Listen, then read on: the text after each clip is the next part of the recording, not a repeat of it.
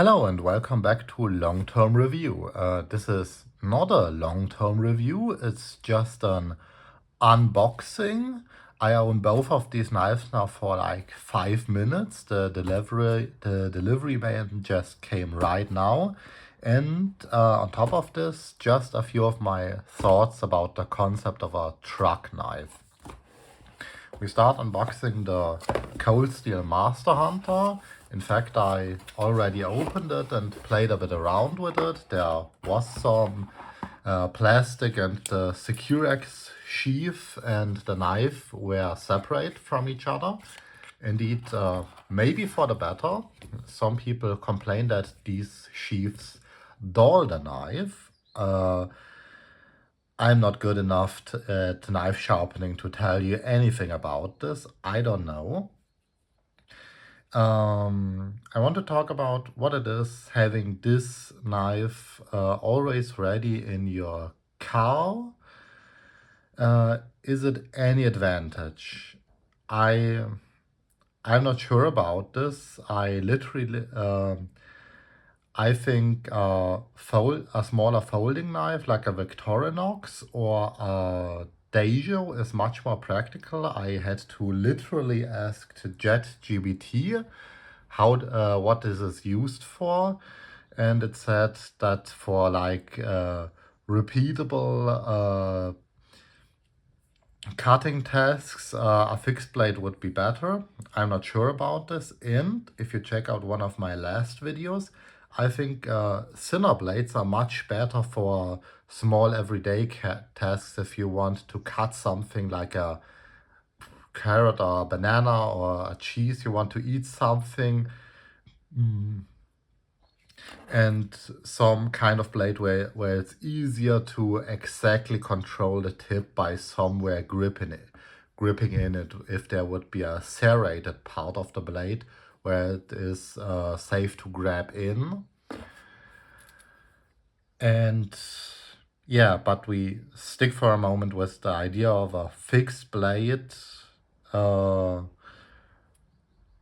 12 centimeters, even legal to carry in Germany. We stick for a moment with this idea, and we stick for a moment with the Cold Steel Master Hunter.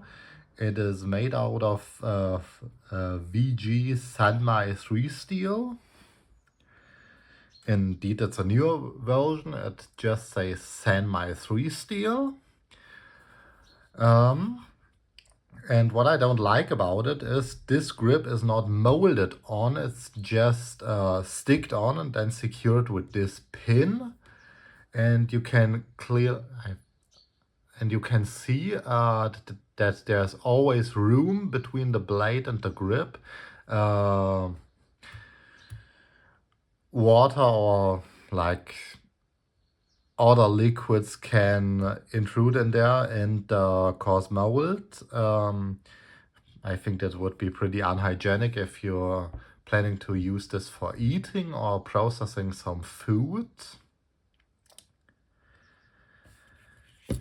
What else about this knife? I indeed like the sheath. I don't know about the dulling, but you can secure the knife in it by just pressing it in there, and it has a considerable amount of force needed to pull it out, or just use your thumb against it. That works very well, And you can also secure it with this one around it. And use the locking in mechanism with it or not. The belt loop is also detachable, and you can attach it in multiple ways or angles, however you want. That much about the Cold Steel Master Hunter. And this arrived just 5 minutes ago, like literally, the KA-BAR Becker knife short drop point. And I have to say, I just unboxed it. it's smaller than I thought. It's smaller than I thought. It's easier to grip than I thought. And yeah, I think it's beautiful. It looks like a good, solid tool. And it's razor sharp. It's far sharper than the Cold Steel Master Hunter. Just let me demonstrate this. It's razor sharp. Okay, it takes some hair off. You see this? Not as sharp as a razor blade, but it can take hair off. I think out of the box, that's pretty remarkable. Talk about it further. It's full tang, as you can easily see. That means it is made out of one piece of metal that runs all the way through to the grip. And there are some practical considerations.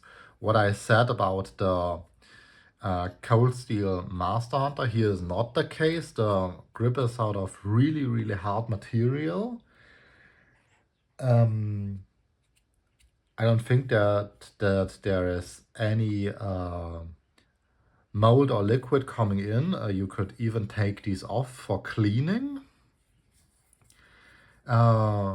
When talking about the grip, there's also metal on the other side, so you could use this as a glass breaker if you want this in your car, just for an emergency.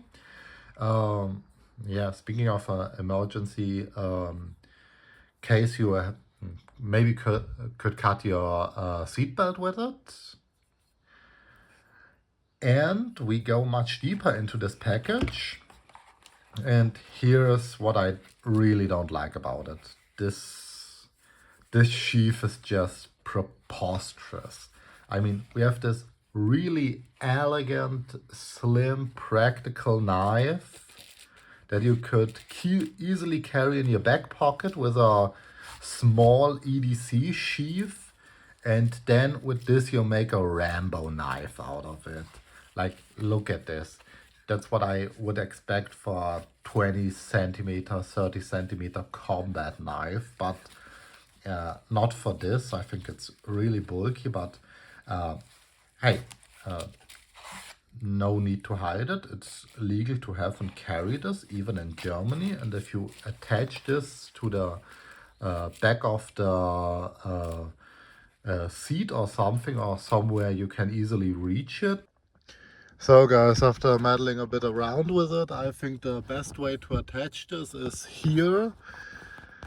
This is clearly visible. I think this attachment makes traffic stops a bit too tense for my taste. It's perfectly fine.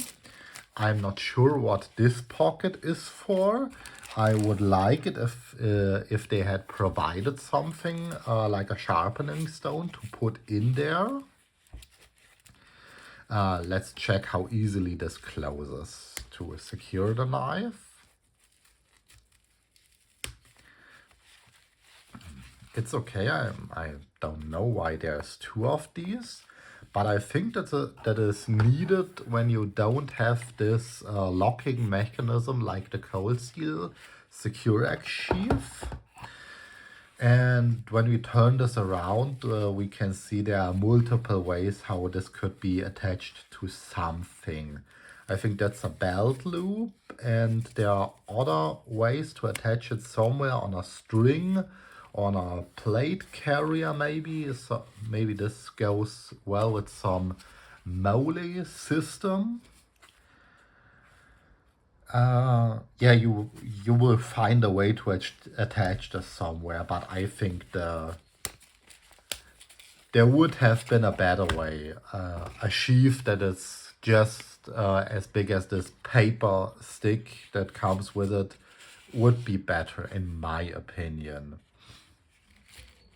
Going further to our package, we have some replacement grips in another color. I think they are beautiful. And maybe the consideration is that they gave us two of them. That, yeah, like this, it's all in the same color, pretty unremarkable. but if it lays in the sun for a long time, I actually picked this up from Ian McCallum from Forgotten Weapons, then a lighter color is much better than, so it doesn't heat up that much.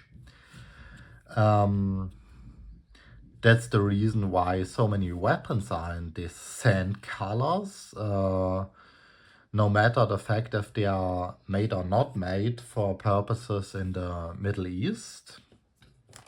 So yeah, there are some replacement grips for it. That's pretty cool.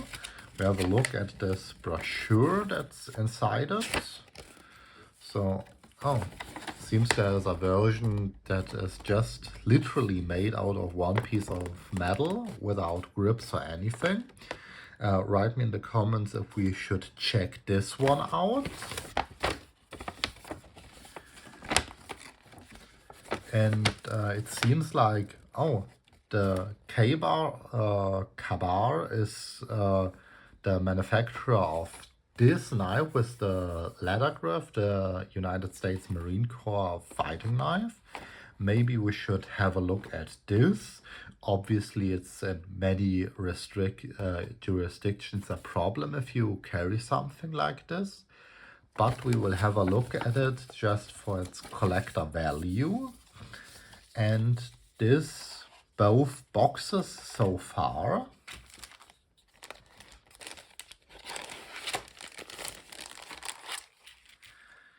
And I want to do some cutting test with you. As I just stated, we put the boxes away for a minute and go just with the knives.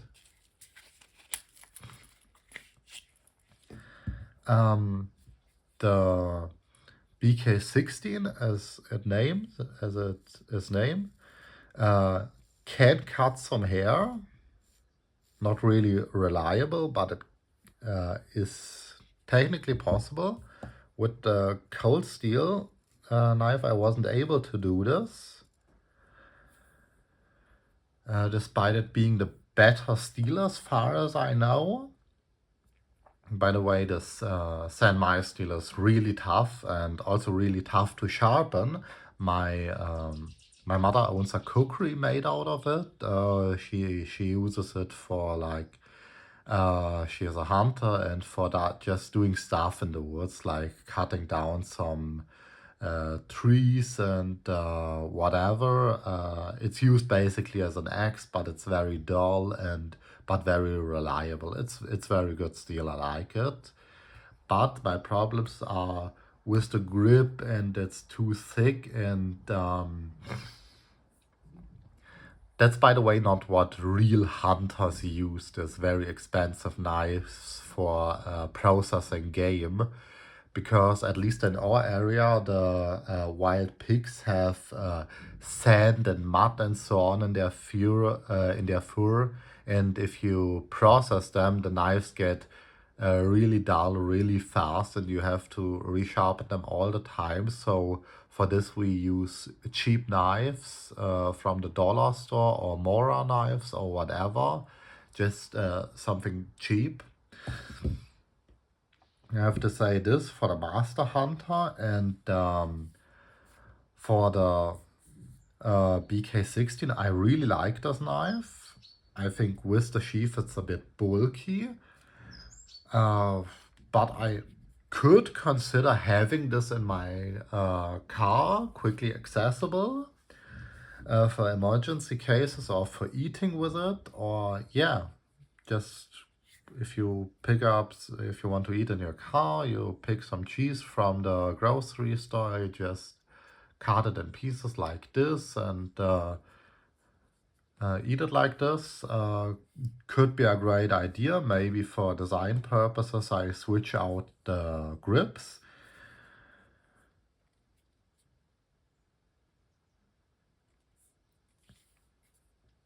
Yeah, but as far as this goes, the cold steel I bought for $120 and the BK16 for $140. I think, at least for my purposes, that isn't worth it. I would rather have my Dejo 37 grams as a carry knife. Check out my video to this. And for my truck knife, just really minimalistic. Like a Victorinox Huntsman. Video to this is upcoming. And for everyday truck or car carry, your space isn't that much limited as on your person, so I would just check what kind of car you have, what kinds of everyday situations and emergencies are likely to occur for you, and prepare for them with some according tools and materials. I think that will stay far longer in my possession than the cold steel. And that's basically it for today. Like and subscribe if you find anything useful in this video, and I see you next time. Hopefully then with a long-term review for something that I owned for a long time. But you might saw what I just sneaked into the video. That's my G-Shock, and a video to this is also coming. I really like it so far. And see you.